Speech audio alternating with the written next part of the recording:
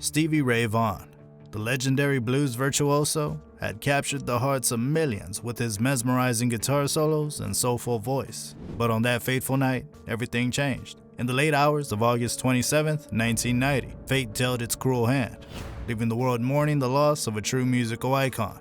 The accident happened in dense fog after a concert at the Alpine Valley Music Theater. But what really happened in those fateful last minutes of his life? Was it just an unfortunate accident? Or was there something more sinister at play? What happened during the fatal helicopter flight? What went wrong? And how did the victims experience these perilous last minutes? Well, join us as we'll be piecing together the fragments of his tragic journey, exploring the events leading up to his final performance, the unforeseen circumstances that arose, and the heartbreaking aftermath that left the music world mourning. Stevie Ray Vaughan, the six-string maestro, was no stranger to the music world. Born on October 3, 1954 in Dallas, Texas, he was a prodigy with a love for guitar at a young age. Inspired by his brother Jimmy's guitar skills, Stevie taught himself to play, leaving high school behind. Stevie found himself in Austin, where he formed several bands before creating Double Trouble in 1978. Their talent caught the attention of Mick Jagger, who invited them to a New York City party. This led to their performance at the Montreux Jazz Festival in Switzerland, becoming the first band in the festival's history to perform without a record deal. Their mesmerizing performance caught the ears of David Bowie and Jackson Browne, propelling Stevie into the spotlight. Stevie's fame grew with his albums Couldn't Stand the Weather, Live Alive, and Soul to Soul. He was a great blues guitarist of his generation, receiving numerous Grammy nominations and awards. However, Stevie struggled with addiction behind the scenes, battling demons that often plagued rock stars. It was only through his commitment to sobriety and the support of Alcoholics Anonymous that he was able to find redemption. Before getting into the details of the tragedy, don't forget to subscribe to our channel for more similar content. And so, on that fateful evening of August 26, 1990, the music world was shaken to its core.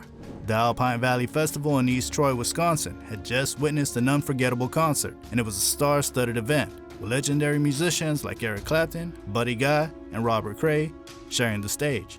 Stevie Ray Vaughan took the stage, delivering a performance that was nothing short of electric. But little did they know that this would be Stevie's final performance. As the concert ended late into the night, plans were set in motion for Eric Clapton and his crew to depart for Chicago. 4 helicopters stood ready, awaiting their passengers. Among them were Stevie Ray Vaughan, his brother Jimmy, and Jimmy's wife Connie. However, a sudden change of plans disrupted their arrangements. Instead of 3 reserved seats, only 1 remained, so Jimmy decided to stay behind with his wife, and Stevie took the only available seat. The helicopters took off, soaring into the night, but the weather took a treacherous turn. The helicopter Stevie boarded was a Bell 206B Jet Ranger with the tail number N16933, piloted by Jeff Brown, which took off around 1 a.m. Despite poor weather conditions and limited visibility, Brown, who was not certified to fly under instrumental meteorological conditions, continued to fly, relying on visual cues. What happened next is heartbreaking. A 300-foot-high ski hill was in their path, but fog obscured their vision, rendering it virtually invisible. Jeff Brown couldn't ascend in time, and the helicopter crashed into the side of the ski hill, claiming the lives of all 5 occupants on board: Stevie Ray Vaughan, Nigel Brown, Colin Smith, Bobby Brooks, and Jeff Brown. The news shattered the music world, leaving a void that can never be filled. Investigations revealed that improper planning and the pilot's failure to gain altitude before flying over rising terrain at night were the primary causes of the accident. Darkness, fog, and the lack of visual cues all played a role in the tragic event. Could this tragedy have been prevented? How could such a talented musician on the cusp of greatness be taken away so suddenly? Legal action followed, with lawsuits filed against Omni Flight Helicopters, the operating company, and other parties Bell Helicopter and Allison Gas Turbine. While settlements were reached, the true cost of this tragedy could never be quantified. Stevie Ray Vaughan's untimely death left the world mourning the loss of a true blues legend. Fans gathered at the resort, tears streaming down their faces, and his funeral attracted numerous mourners, including famous musicians who had been touched by his talent.